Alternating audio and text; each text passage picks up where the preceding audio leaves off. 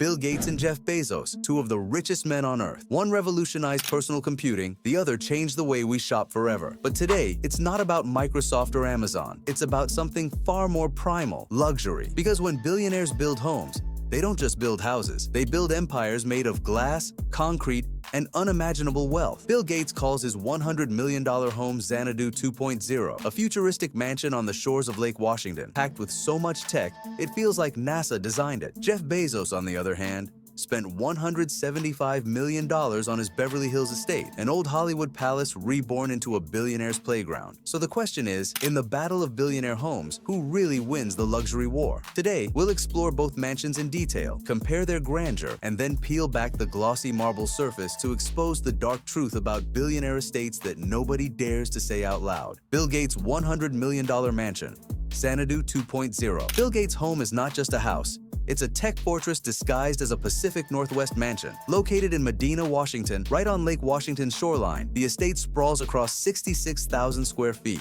Gates started building it in 1988, and it reportedly took 7 years and $63 million to complete. Today, it's valued at over $100 million. What makes Xanadu 2.0 insane is how much it reflects Gates' obsession with technology and control. Every guest who walks through the doors is given a microchip pin. This pin connects to a house-wide sensor system that adjusts the temperature, lighting, and even artwork displays depending on who you are. Imagine walking into a room and the paintings on the wall change automatically to suit your tastes. That's not science fiction. It's Gates' everyday reality. The mansion has 24 bathrooms, 6 kitchens, and a 2,500 square foot gym. The library, one of Gates' favorite spots, holds his priceless book collection, including Leonardo da Vinci's Codex Leicester, which Gates bought for $30 million in 1994. There's also a 60-foot swimming pool with an underwater sound system, a trampoline room with 20-foot ceilings, and a 2,100 square foot reception hall big enough to host 200 guests. But it's not just about luxury.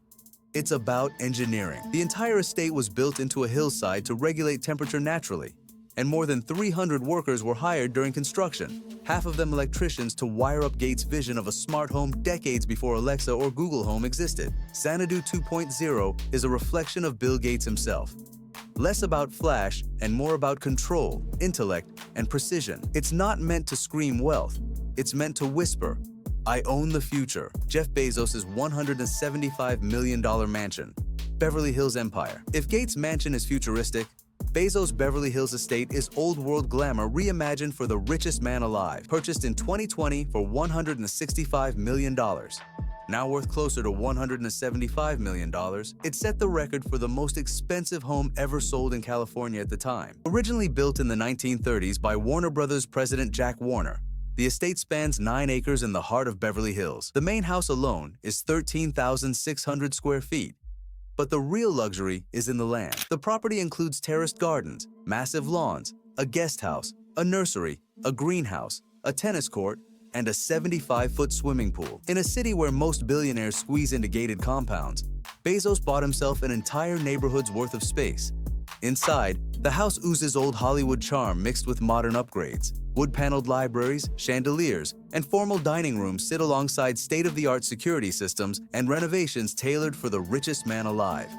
And while Gates built his estate as a technological wonderland, Bezos's is about status. His Beverly Hills estate sits in the epicenter of celebrity power, surrounded by other billionaires, CEOs, and A-list actors. It's not just a home, it's a statement. I've conquered Wall Street, I've conquered Main Street, and now I've conquered Hollywood. The mansion also reflects Bezos's obsession with collecting. Like his other properties, including a $23 million DC mansion and a massive 300,000-acre ranch in Texas, the Beverly Hills estate is part of his portfolio of dominance. He doesn't just live in luxury, he acquires it, preserves it, and flaunts it. If Gates' home is a brainchild of innovation, Bezos' mansion is a flex of pure power. On the surface, these estates are monuments to success. Gates' Xanadu 2.0 shows the power of technology, while Bezos' Beverly Hills Palace represents wealth and status. But peel back the luxury, and the dark reality becomes clear. These mansions are not homes, they're symbols of inequality. Let's start with scale. Gates' mansion cost more than most cities' entire school budgets. Bezos' estate is worth more than thousands of families will earn in their entire lifetimes combined. Meanwhile, just a few miles away from both estates, ordinary people struggle to afford rent. The contrast is staggering. billionaires living in technological palaces while millions can't afford a one-bedroom apartment. There's also the question of maintenance. Gates' estate requires an army of staff and energy systems just to function, while Bezos' estate eats up water and electricity on a scale that makes sustainability pledges look laughable. In cities fighting climate change and resource shortages, these mansions aren't just luxuries.